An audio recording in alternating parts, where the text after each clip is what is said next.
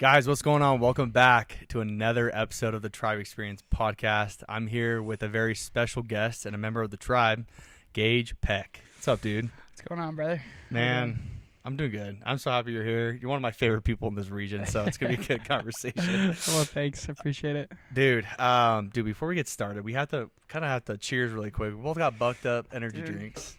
Have to. Oh, my goodness. What flavor do you have? I got the white gummy. Okay, and I got Miami. Truthfully, dude, I'm a big tropical drink kind of guy, and this is what it is: strawberries, pineapple, mango. Have you tried the new Conor McGregor one? That one's pretty good. No, it's like an apple one, right? No, it's orange. It's orange. It almost tastes like an orange dreamsicle. It's pretty good.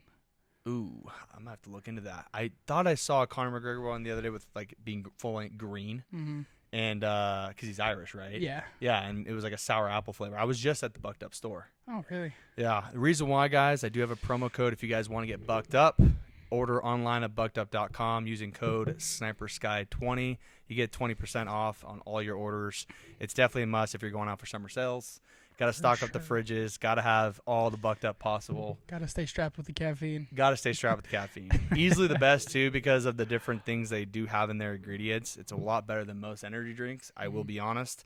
And I do like how they have little to no calories whatsoever in their drink. So, yeah, guys, go get yourself some bucked up energy drinks, protein, pre-workout, you name it.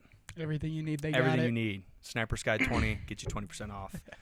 But Gage, let's get right to it, man. Let's get into enough with the promotions. Enough with the shameless plug. Enough with the shameless plug. Just if people want it, you don't want a little absolutely. discount, you know. The people need it. The people need it. They need it. Dude, we got to talk really quick. So, door-to-door sales wise, this is your second summer coming up, right? It'll be second. Okay. Before we talk about all the accomplishments you did your rookie year, what your goals are for second summer, tell me a little bit about you. Are you from Utah? How did you find out about this job? Just kind of give me a little backstory. So, born and raised here in Utah. Went to American Fork High School. A lot of the boys went there. That's where all the all-stars came from. Cavemen. Oh, yeah. We're all the cavemen. But grew up in American Fork. Graduated high school in 2022. And then my brother Cooper Sutton, who got me into the job, he went out for the summer in 2022. He went out to Atlanta, Georgia with Derek, and that was his first year, Derek and Eric. He ended up doing like $90K, and I was kind of skeptical because like growing up in Utah, you hear about door-to-door, and you hear about the horror stories. Oh, yeah. So I was definitely a little skeptical, but as soon as I came out, I visited them in July and realized I was like, okay, cool. Like Cooper's made a pretty big transition. Like he's leveled up a lot. Like I want to do this. Mm-hmm.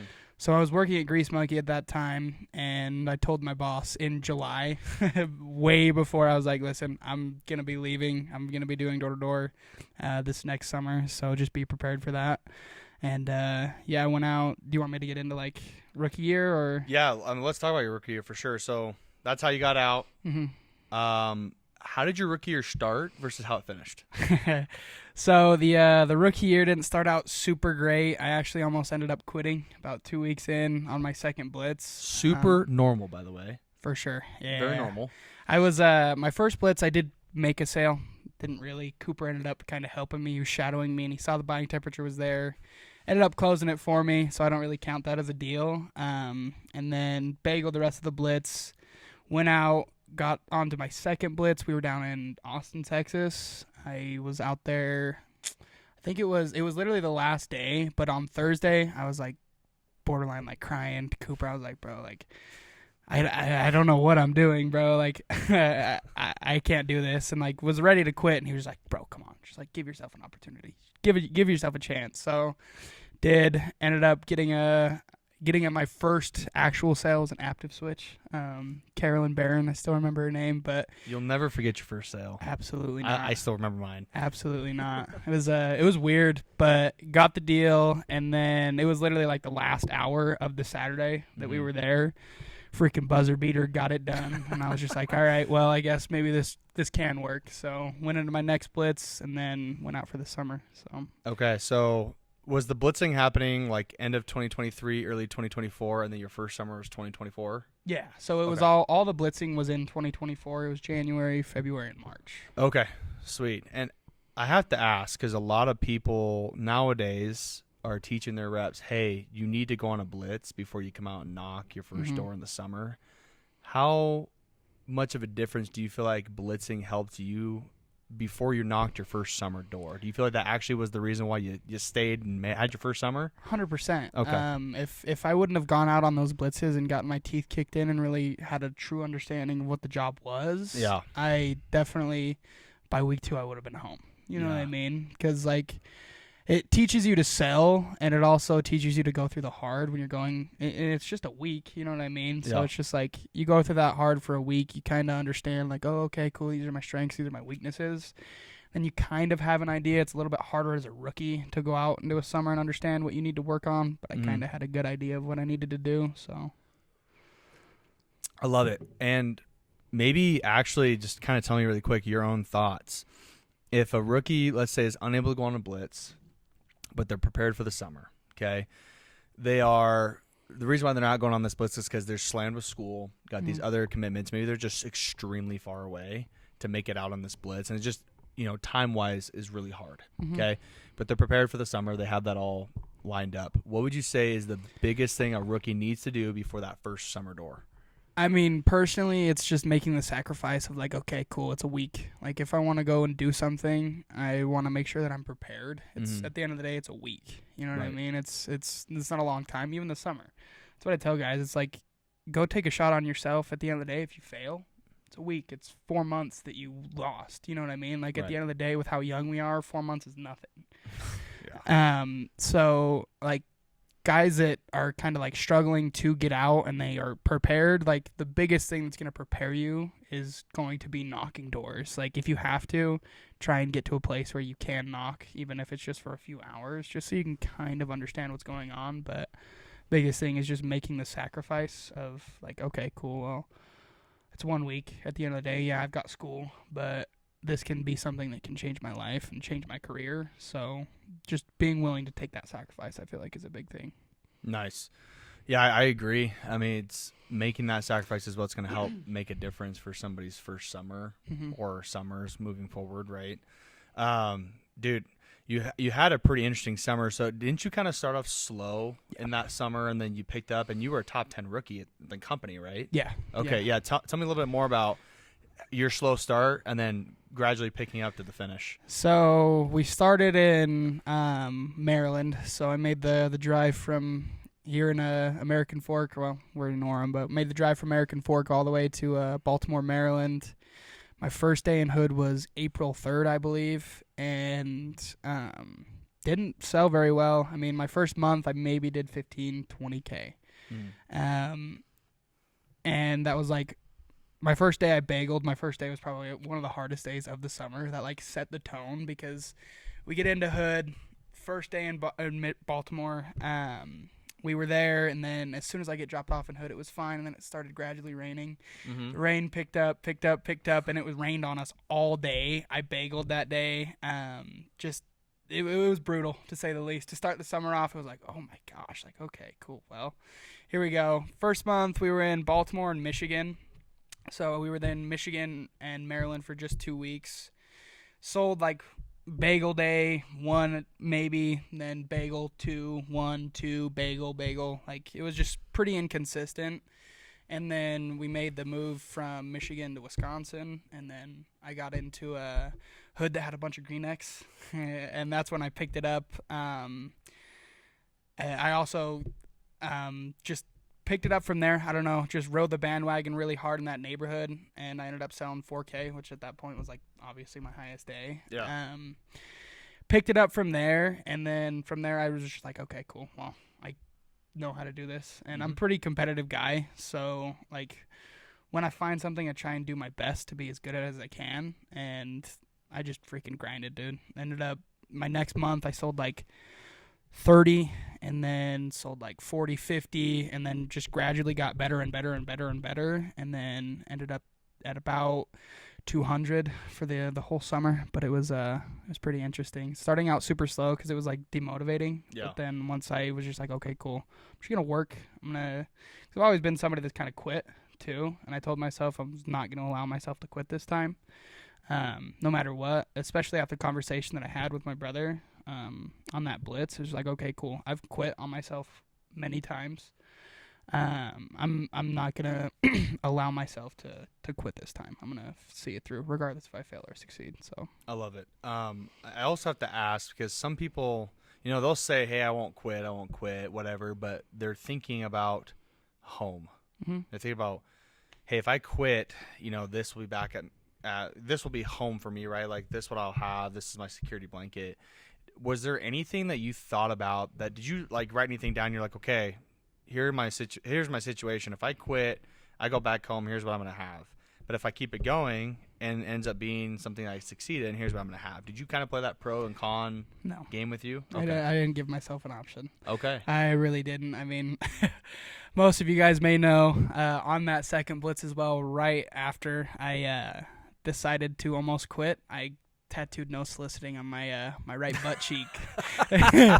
So I kind of had to make it work after that. Oh, that's so sick. Yeah. So you literally just put 2 feet in on something, and I had to do it like after that because like I don't know. After that, and like I had seen the success through Eric. I didn't know Eric in high school, but I went to high school with him. Okay. Just like seeing the success of somebody that went to my high school and has only been doing it for 2 years, and then seeing the transition that they made. Yeah. So I was just like, you know what? Screw it. Like I'm gonna make this work, and if I don't know what else I'm gonna do. I'm not going back to Grease Monkey. That was like my biggest thing is like I can't go back to a regular 9 to 5. So. Yeah. Oh, dude, what a freaking story. And what my favorite part is, dude, is that you literally just made this commitment. I mean, not everybody has to do a tattoo, right? But your commitment was, shoot, if I get this tattoo, like I have no other choice. Mm-hmm. You really didn't give yourself another option to back out. And that is exactly what it takes to be great, right? That's what it takes to succeed in something is you have to have this picture of like, okay, hey, I could fail, but I'm not going to give myself an option to fail. Yeah. Right? But if people give themselves an option to fail, they're going to fail. 100%. There's just no way you're going to succeed the way you want to succeed. Yeah. Right? Especially when you look at it of perspective of like, okay, if I go out and do this, like a lot of guys look at it of, okay, cool, I can go do this. And it is such a short amount of time to where, yeah, I can go out and do this. I can fail. It'll be okay. But for me, I honestly had no option. Like, I've always felt like I was going to be successful somehow. I just didn't know how exactly I was going to be successful. And the first opportunity I got, I just gripped onto it and didn't look back. Yeah. Dude, so freaking cool. Cool. Man, I just think about how ballsy that is, first of all. But second of all, dude, you're here. You were top 10 rookie finishing the summer in the entire company, Hawx Services, right? Mm-hmm. What were you the top rookie in the tribe? Yeah, I was top rookie in middle. Okay, top rookie in the region, top 10 rookie in the company. So cool. I don't even know. What did the top rookie do last year in the entire company?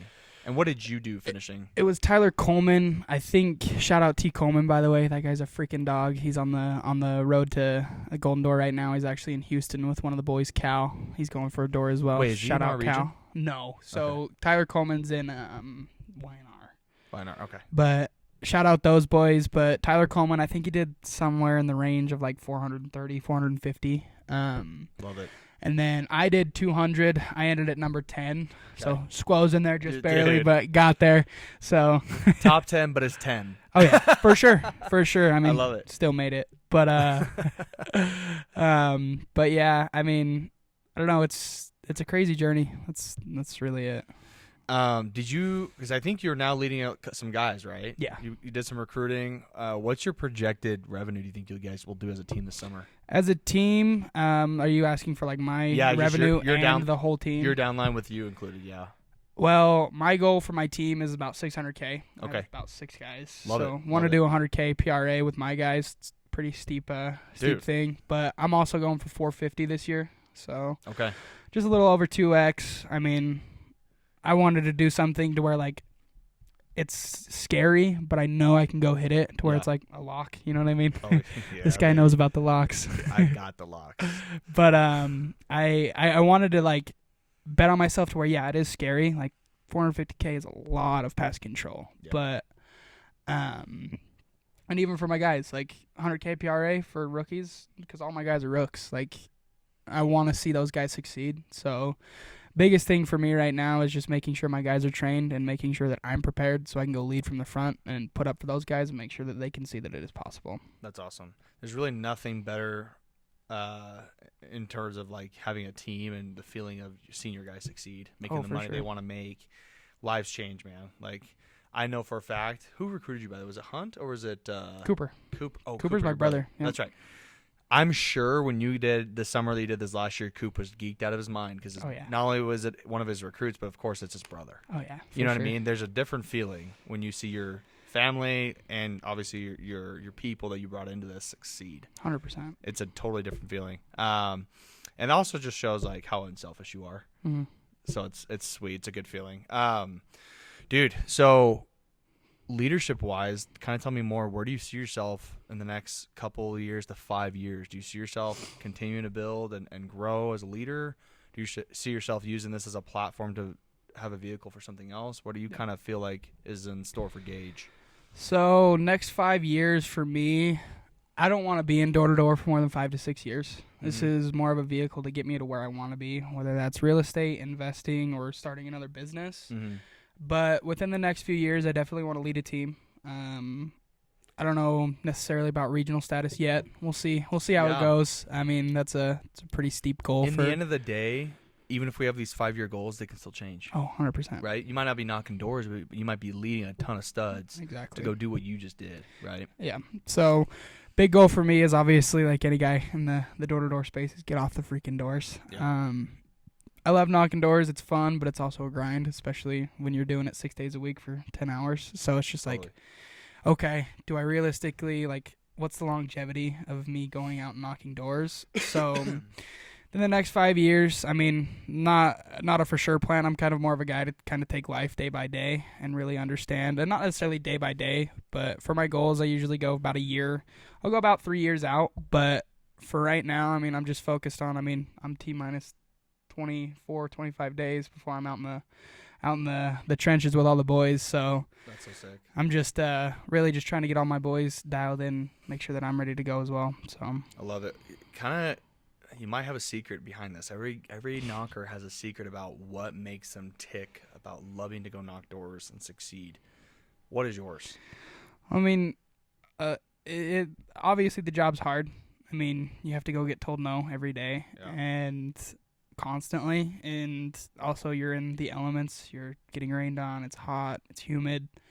One thing for me is, like, I have a pretty strong why, especially for my first year. I was like, okay, cool. Like, going back to kind of like how I said I quit on myself, not a lot of people really believed in me. You know what I mean? Like, I had a handful of guys who were like, okay, cool. Like, he can go do this. But not a lot of people were like, okay, like, you got this, bro. So it was just like, I'm going to go prove to myself and to others that, like, okay, I can go do something like this. I can go achieve something like this. And now my why is more or less still growing myself, but also growing others, because I got a good check in January, but it didn't make me feel any better. I got the check. I was like, okay, cool. It's there. Like, what's next?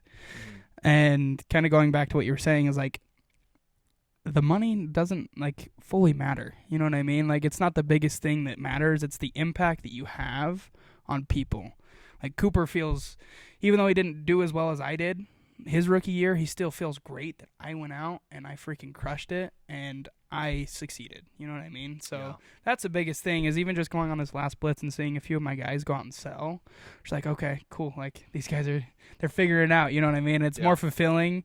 Like, the check that I got in January, nothing in comparison to seeing the people that I brought on, that I've trained, that I want to see succeed, actually going out and doing the thing and succeeding. So I love it, dude. It, once again, goes back to that unselfish feeling as a leader, right? When your people are succeeding, obviously it's helping you succeed too, but it's there's just nothing better as a leader than seeing your people win. 100%. Right.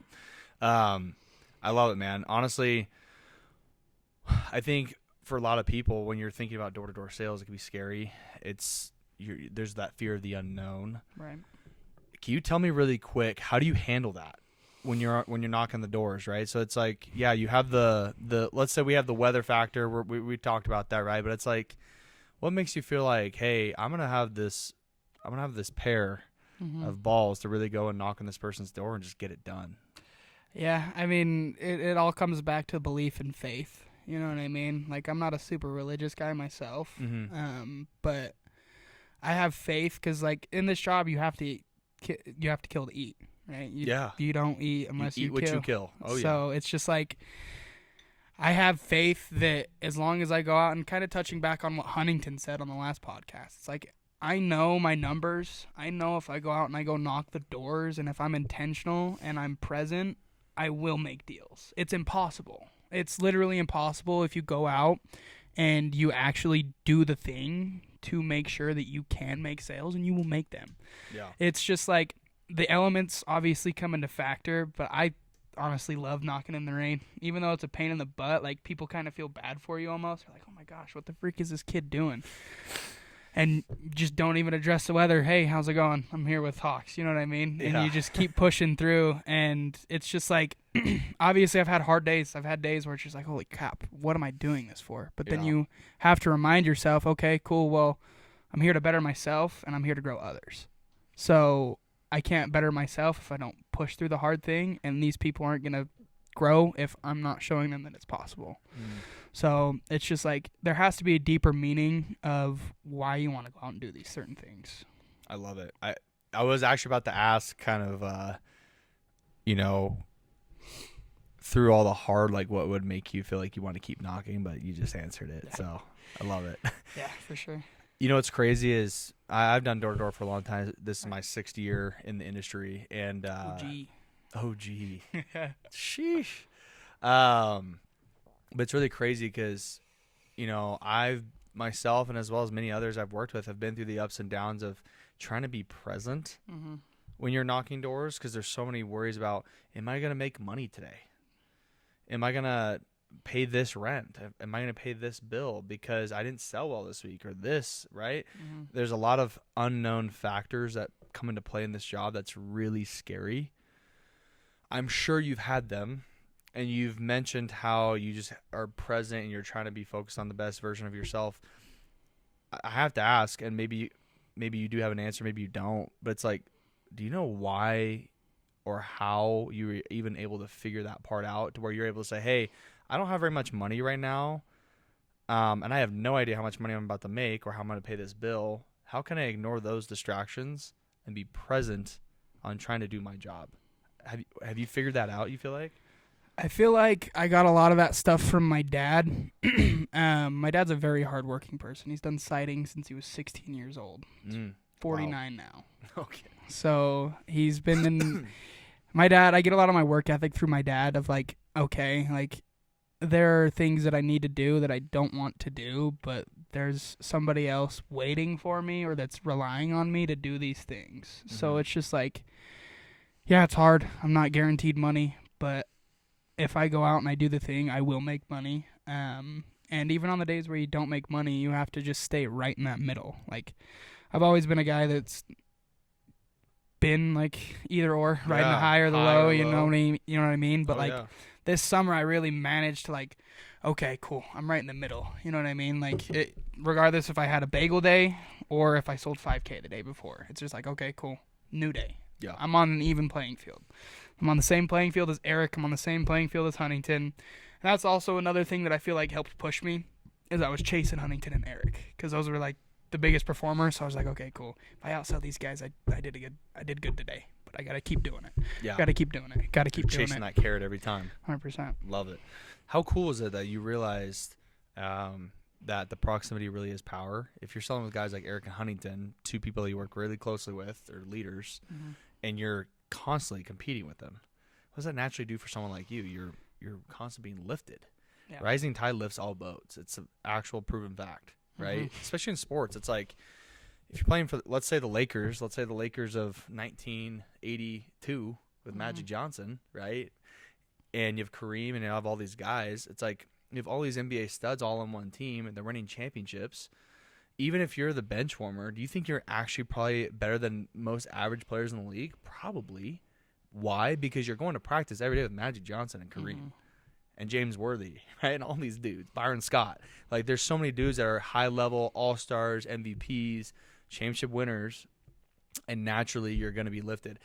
I look at guys like right now, if I'm talking about NBA today, I'm a big NBA guy if you haven't noticed. But it's like, let's put LeBron and his Lakers team and Dalton Connect. He's a rookie, came from Tennessee. He was a top draft pick. But Dalton Connect, even though he'd probably play on other NBA teams and get more minutes, the dude, because he's playing in a system with like LeBron or Austin Reeves, for example, had a 2-way contract with the Lakers, but because he played with LeBron, now Austin Reeves is proving to be like an all-star caliber point guard in the league. He's not an all-star yet, but he's proving that he's hitting those levels. Right. So he went from a 2-way contract to now guaranteed contract and an extension and a starting point guard role. Mm-hmm. So that comes to show, like, if you're surrounded by the proximity of people that are elite at what they do and they're really good at leading, naturally you're gonna grow and be better too, especially if you're wanting to buy into that system. For sure. So I love that. And one thing too is like Eric and Cooper are guys that like aren't going to allow you to give up on yourself, especially Eric, because Eric is very obsessive over his guys' goals and wants to make sure that you're doing everything you can to get there. So I feel like the accountability is one big thing that a lot of people don't have that they need, of somebody like, hey, dude, like, get your head out of your A. What are you doing? Like, come on, let's go do this. So just a lot of people in that too just don't have a role model of like, hey, let's go do this thing. And by them pushing you and also hanging out with them on a day-to-day basis, you realize, this guy's a normal guy. You know what I mean? He's just like me. Like, there's nothing different about him. He just works hard. Yeah. That's the biggest thing. Yeah, I love it. And it's really fun to work with people you love, to be friends with. 100%. Especially if you trust them. Mm-hmm. And there's a good business relationship, and of course you keep business in business, and you have a friendship on that level as well, because that means a lot, right? That's how people really flourish in entrepreneurship or sales, right? It really matters. And one of my favorite things is definitely working with one of my best friends. It's Derek. Right. Known Derek for years, and you guys served together, yeah? Yeah, I trained him in the mission, and I knew he was just a bundle of joy when I first met him, and it was just funny because it's like, dude, when you see someone smile like he does and has the contagious energy that he does, how do you not want to be surrounded by people like him? Right. Just positive energy, hardworking, right, and just a good person. Mm-hmm. So it's like, you know, the dude changes lives, for example. So it's like, yeah, if people are surrounded by people they love like that and it changes their life, people are feeling really comfortable about their situations and work and in life. And then there's always constant growth being happening because people are pushing each other. Right. If there's one thing you want your rookies to know, or any rookie that's watching this, what do you want them to know going into their first summer that you learned that can maybe help them succeed going into their first summer? It's a good question. I mean, obviously be prepared for the hard. That's the biggest thing, is like the job's never easy, but also just have fun. It's at the end of the day, like Brandon Gill said it best, we go around knocking on people's doors talking about bugs. And we're riding Segways. And we ride Segways, and we make a lot of money. And we're wearing dry fit polos and wearing Lululemon pants and shorts. You worked at Grease Monkey. You ain't wearing that. Yeah, no, it's really not a bad job. Like, I used to work at Costa Vida. I was not wearing that. No, I worked at Walmart and I worked at McDonald's, and it's just like I did not enjoy that. Yeah. But when you take away all the bad and you just really are grateful for what you're actually doing, because not a lot of people get to go around in Maryland, Michigan, Wisconsin, Minnesota. Like, I was in a bunch of different places this summer, knocking on doors, talking about bugs. But, like, just be prepared to work. That's the biggest thing, is, like I said, you will make deals if you work. It's impossible that you don't make deals if you don't go out and you don't do the thing. So just being willing to the process and doing the thing is honestly the biggest piece of advice I could give to any rookies. I love it. Did you ever do a vision board before your first summer, or now going into your second summer? I didn't my first year. I kind of have one. It's just on my phone. Okay. I actually need to get that out before we go out so I can remind myself during the summer. But first summer, I kind of had one. I wasn't, like, I don't know. I didn't also have, like, necessarily the strongest why my first summer. I just knew, like, I had to make this work regardless. And that was, like, my biggest That key probably point. was your biggest why. Like, Yeah. I have to make this work. Yeah, dude, literally. It was I'm just not like, going back to anything else. I got to make this work. 100%. And it was just like, okay, cool. Let's figure this the freak out. But yeah, I don't know. Sorry, what was your question again? I was just asking if you had a vision board your Oh, first yeah. summer, and if you have one again this summer. So, yeah, kind of. I mean, obviously, my biggest goal is I want to lose weight. I've already lost 30 pounds from coming in here. Let's freaking Still, go. still a little big, but it's all right. We're pushing through it. But 1% better. wanna lose some weight. Obviously, I still live with my parents right now, unfortunately. Dude. But hey, I don't gotta pay rent, so Hey, I'll be honest. I'm an old man now. I don't care if somebody still lives with mom and dad. Mm-hmm. If you have a great job like you do, you're doing things. Yeah, And all that place is a place to crash. literally. And you don't pay any bills. Hell yeah, dude. Because it's for like sure. people don't understand, like, things cost a lot of money nowadays. There's no shame in living with your family Yeah. or with somebody that you love, and you don't have to pay anything, but you're still out there working and making a difference to help yourself get in a better position. Yeah. I'm all for that. I'm not for the people that that are just bums mooching. and just mooching off their parents. Yeah. Exactly. Yeah, for sure. I mean, biggest goal for me is like getting out of Pop's house. And I don't know. A big goal for me is I want a track hawk. What do you want to do? A track hawk. It's a Jeep Grand Cherokee. With Oh, a shoot, Hellcat okay. motor in it. That's a big goal for me. Just shows you how much I know cars. Gosh. Sick. Yeah, that's one big thing. But the biggest things for me right now are just getting down to 200 pounds, moving out, and then getting a car. Those are like my biggest 3 goals for this next summer. It's like, okay, I'm going to lose 30 more pounds. I'm going to get out of the house. I'm going to buy a vehicle. Those are like the biggest things that I want to do. And obviously I want to help my guys and I want to sell fat, but all of that will come if I do the things, especially during the summer. Definitely. Well, let's go back to what your goals were. So you talked about the vehicle, you talked about getting out of Pop's house and losing weight. When it comes out of getting out of Pop's house, are you looking to buy a house?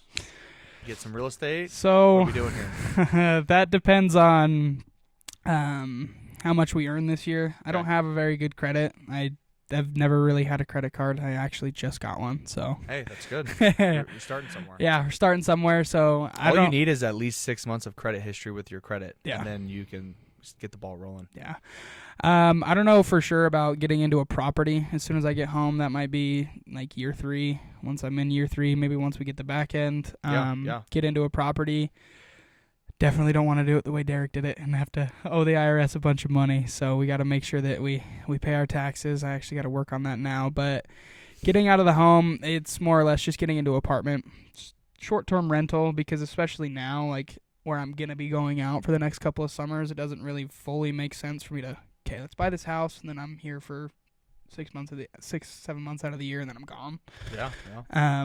So I'd rather just get like a short-term lease and then put all my stuff in storage when I go out into the summer. But yeah. You know something really cool? So you'll have to watch this episode when it drops, either today or tomorrow. But Chris Ward, Derek's realtor. Mm-hmm. We just had him on the pod. We talked about a lot of things. You'll have to watch that episode. But basically, do you know about house hacking? Well, like creative financing and stuff like that. Yeah, so basically, especially for someone like you, and I wish I would have done this, and I even asked him how he would do it for married couples who want to get into real estate and all that and do things with a portfolio. But, dude, when you're single, definitely the best thing you can do is house hack, because you can, for example, here in Utah, get a duplex. Mm-hmm. You live in one of the sides by yourself, and then the other sides you rent out. You don't have to live with anybody. You just live yourself or maybe with a friend, whatever you want to do, and they just pay your rent, your mortgage, and then maybe your mortgage is like either chunked down to way less or it's completely covered because of you renting those things out. Mm-hmm. You might be cash flowing. You'll gain equity.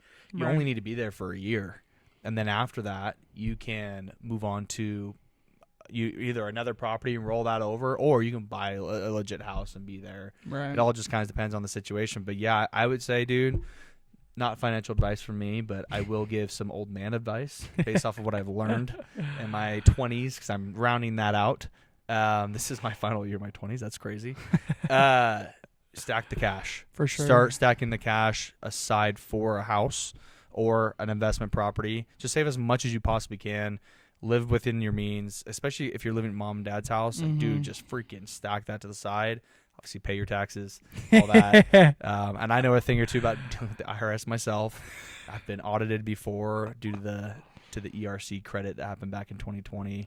CPA messed it up, and they came and got me. But it wasn't that big of a deal in the end of the day. But at the same time, it was crazy just knowing like, oh yeah, the IRS really is paying attention. Oh, for sure, for sure. Hopefully, President Trump can do something about. They need this. their money. As soon as they realize it's not there, they come for it. And then they'll send it somewhere else that doesn't belong in the United States and what we need. That's a whole other topic. For but sure. You know. But yeah, also touching on that, like investment properties, I don't just want to have investment properties. I want to diversify where I put my money. I like. Yeah, what do you like? You like crypto, right? You like Crypto, S&P, obviously, just because there's a guaranteed return there. Okay. I'm not like a super financial guru by any means. Yeah.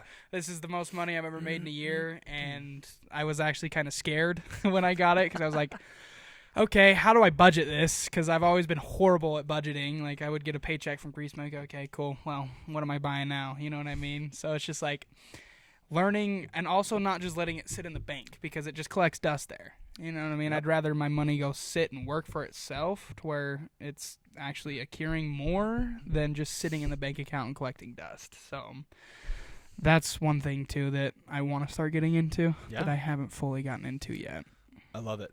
That's super cool that you're learning. And actually, I have to ask, since you've been with the tribe, okay, this is a culture, this is a group that we want everybody who's watching this, who's already a part of the group, who's watching to see if this is something they want to be involved in.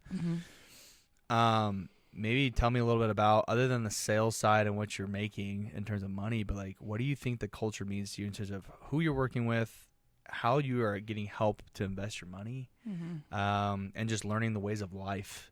Yeah. How do you feel like this group is helping you do that? Because you're still pretty young. You're like 20, right? Yeah. Yeah. 20 years old, man. That you just have so much ahead of you. Yeah. What do you feel like this group is helping you with that? I mean, obviously, kind of like we were mentioning, the power and proximity is just much better.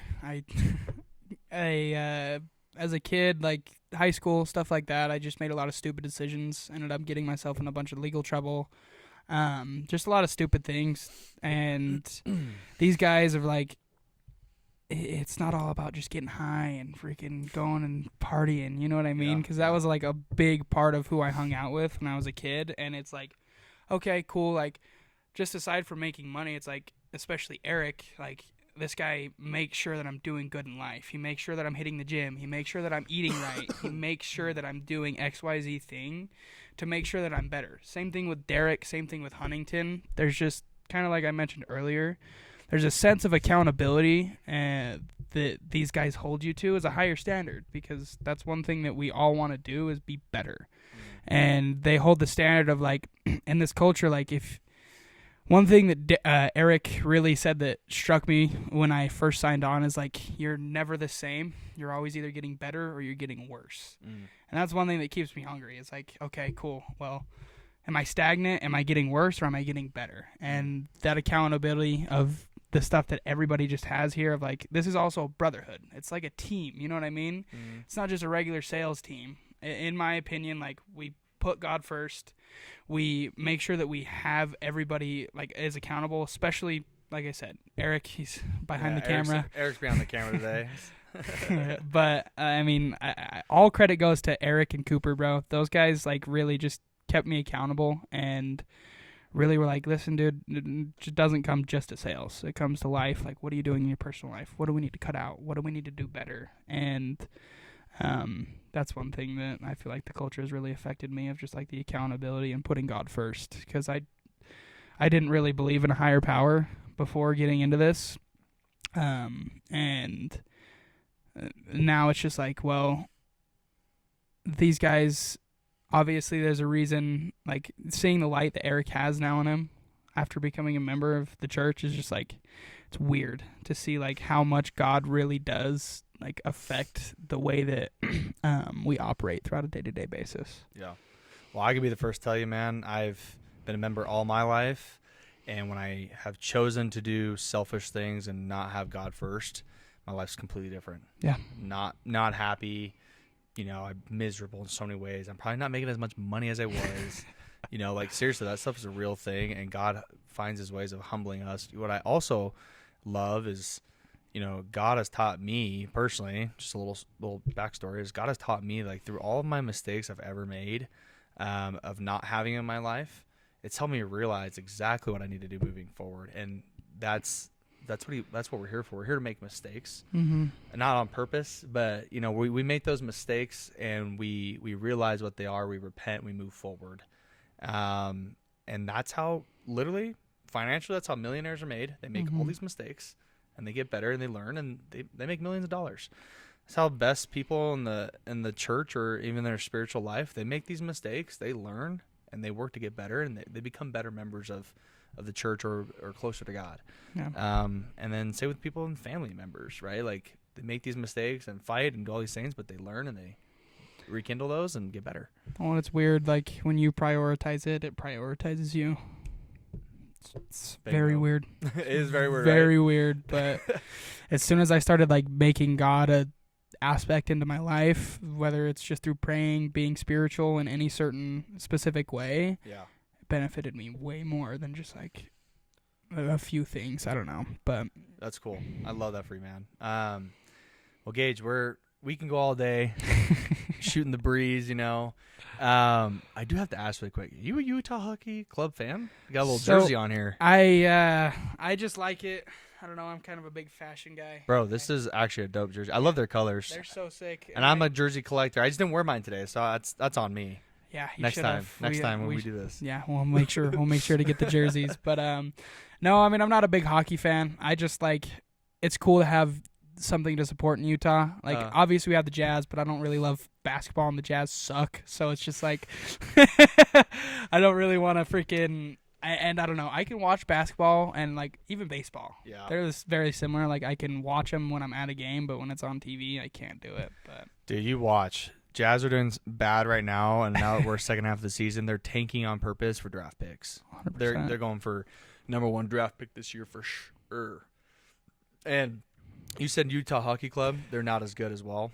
Well, they're not, like, great. I mean, they're not a bad team, but I just think it's cool to have, like, also the reason I bought this one specifically is because it's the Utah Hockey Club jersey. It's not the name that they're actually going to change it into. So maybe this becomes a collector's item. I can sell it later on down the road. I got to get that jersey too. That's sick. Yeah. A little long sleeve action. Oh, yeah. Because I'm from Washington State, I'm obligated to love the Seattle Kraken more, especially because they're still relatively new.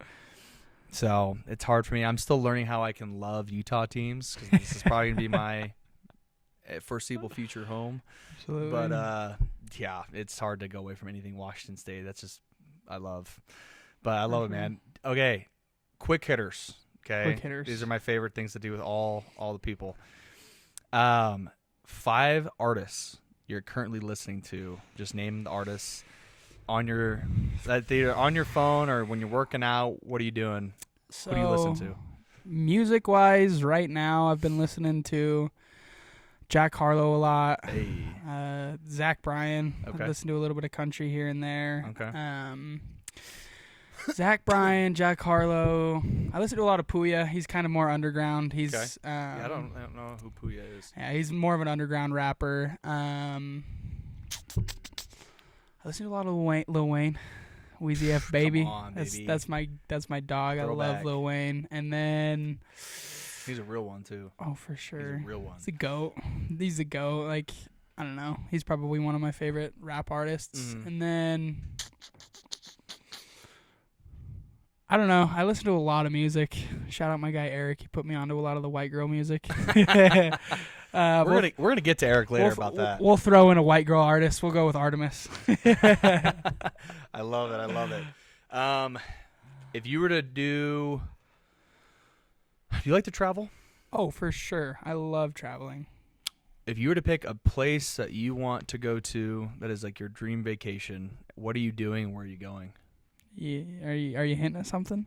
I don't know. You gonna buy me a vacation? Oh, dude, shoot. No. Maybe No. one day. No. I'll make $1 million first, and then we'll talk. No, one big place. I don't know. I mean, there's quite a few places I want to go. I've been to Ireland. I really want to go back there because we went during COVID. Okay.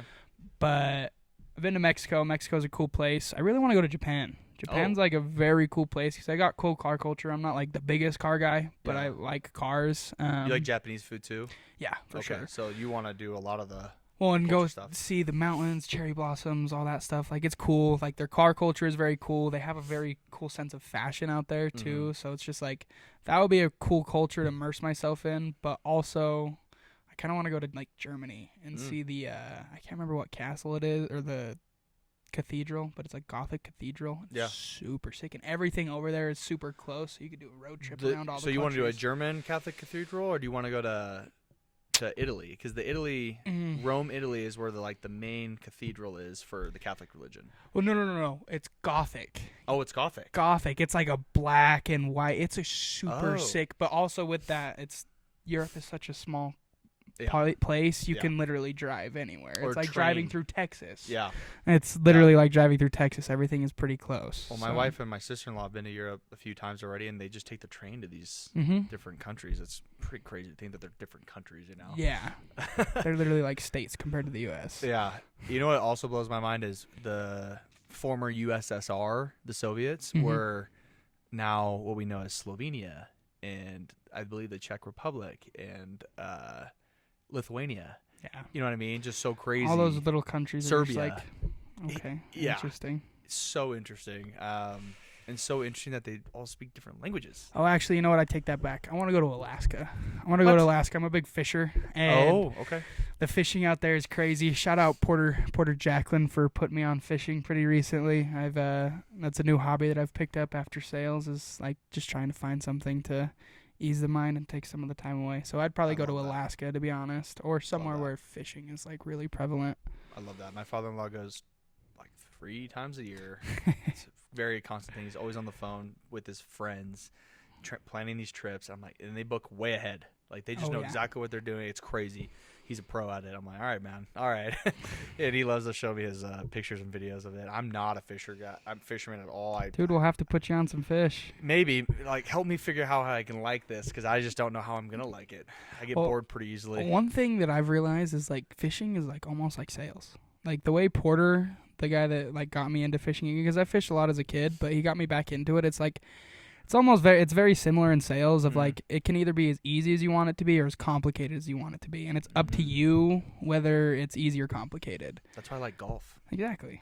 It's like, it's totally the same idea. Yeah. And you have to put in inputs. It's not like you can just go out and rip up 1,000 fish. Like, you have to be skilled to present it correctly. You know what I mean? And same thing with sales. Like, you have to present your product correctly. So, and there's never like the nonstop growth aspect too. Yeah, you're always thinking about how can you better strategize this and that.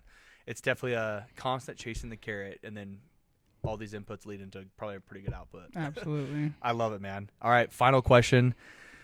Top 5 dinner guests, dead or alive. They're sitting at the table with Gage, and you're sitting there getting the most value in conversations. Who are you sitting with? And they could be anybody: athletes, musicians, artists. It could be an entrepreneur.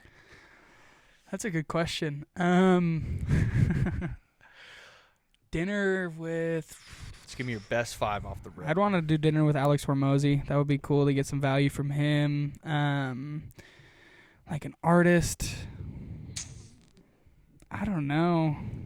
That's you want Weezy in there? Put me in the spot. Might have to. Dude. Might have to put Lil Wayne in there. Learn from the GOAT. 3 more. Shoot. Oh, wow. You put me on the spot here, dude. That's what these are, man. Quick hitters. Alex Hormozy, Lil Wayne. Let's do... Wow. Who's a good athlete that I would want to talk to? Oh, you know what would be sick to talk to? Saquon Barkley. That would be sick, especially after the Super Bowl. The Super Bowl, that would be coming sick. from a terrible Giants team For and sure. ownership to now winning. Yeah. 2 more. Any authors? Do you like books? Yeah. Any authors you love that you want to talk to? I mean, Tony Robbins, that would be sick. And actually, you know what? Tony Robbins, Ben Ward. I want to have a dinner with Ben Ward. Okay. Ben Ward's a dog. I love Ben Ward. He was one of my favorite people to have a podcast with. His oh my gosh, his episode's gonna drop soon. I'm excited. I was gonna say, when did you guys do that? Just over the leadership over the weekend, event? Yeah. Let's go. Yeah. So his is gonna drop. Dude, somebody with amazing energy. Talk about that. Oh yeah, it's Dude, crazy. just a dog. Shout out Ben Ward, man. I hope you're watching this. Love you, Ben. Love you, Ben. Gage, thanks for being here, man. Of course, thank you for having This me. was brother. awesome.